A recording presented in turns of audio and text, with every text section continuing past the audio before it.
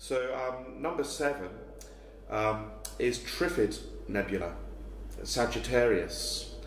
Now Trifids, the word Trifid, or the plural Trifids, will conjure up in almost everyone's imagination the famous book, and then made into a movie, The Day of the Trifids. There's no escaping it. But I would assume that the Trifid Nebula was named that a long, long time before that book. It's a Messier object, but I can't remember which number. It's divided into 3. It's tripartite, Trifid. It's the tri, the 3. And I just divided up the orchestra into 3 sections which move in different times and then the viola also plays these tripartite chords as well. So yes. 3 is or triple stopping in parlance of viola string playing parlance, yes. And of course, again, I unfortunately can't remember the phrase we came up for this, but the very important, the Sagittarius is the archer, and the archer fires the arrow. And the arrow is like the arrow that keeps going through time, the time's arrow. Yes.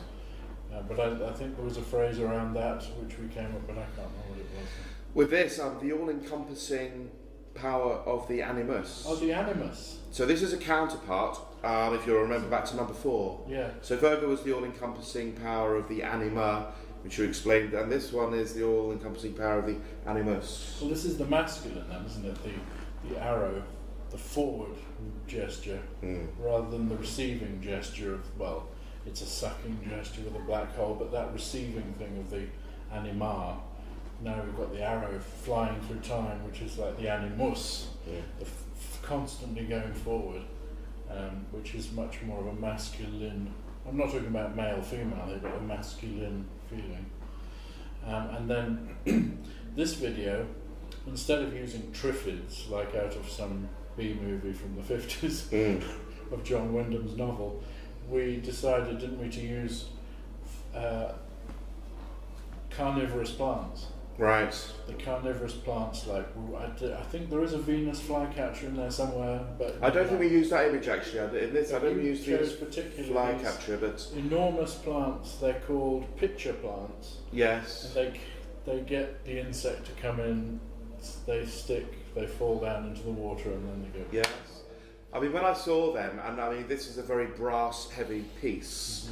It has all the regular brass instruments, I believe, you'd use in a conventional orchestra. Is that correct? Euphoniums, it has, tubas, but it has trumpets, horns, and trombones. And of course, one of the images we used of one of these plants happened to be yellow. And yellow, it's not gold, but I mean the shape of it and the colour of it really reminded me instantly of the bells that you have with all of the brass instruments, where the sound comes out of a brass instrument. So these plants are the biggest plants on the planet, I think, well, one of the biggest.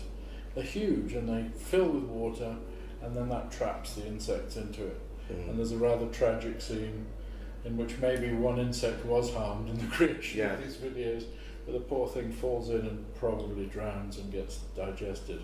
But the reason I think partly why we chose these plants is they could be alien. It could come off a planet we'd never even found before. Yes. They look like alien beings almost. They're not like, a lily or a dandelion. No. They're completely different looking creatures.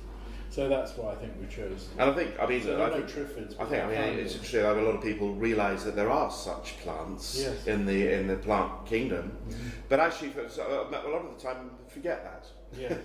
And actually, doing this video, I sort of reminded myself, there are plants which behave like animals and catching their prey.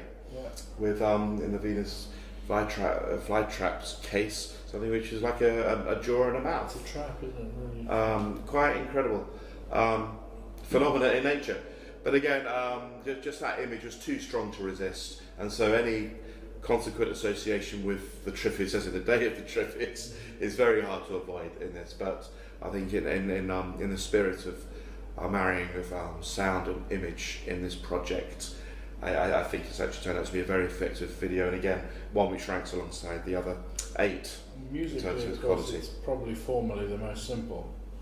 You've got this massive chords which are a bit like a sort of not a hymn, but not chorale, but chorale, yeah. yes, but slow-moving, clear And chords. then you've got some music. Then rich. the chorale sort of, it doesn't repeat, but it's similar music. Then more different music, Right. and at the very end, and Yeah. the viola plays at the end something that's similar to what it's played in the first two, but with much more decoration and little notes and melismata. And Yeah. so it's a kind of a three-part form as well. Mm. It's the simplest in terms of form, I think. Yes, agreed. And again, just in terms of the viola, just one A4 page Yeah. as opposed to two, which a lot of the other pieces are. Mhm. And so we feel as though we created sort of, when we assigned these short phrases to the pieces, an element of symmetry to the whole cycle by having to say number 4 Virgo and number 7 as referring to the anima and the animus respectively. Mhm. It's just a pleasing kind of symmetry that we like to put Counterbalance, into yeah. multi-movement works. Yeah. So that's all to the good.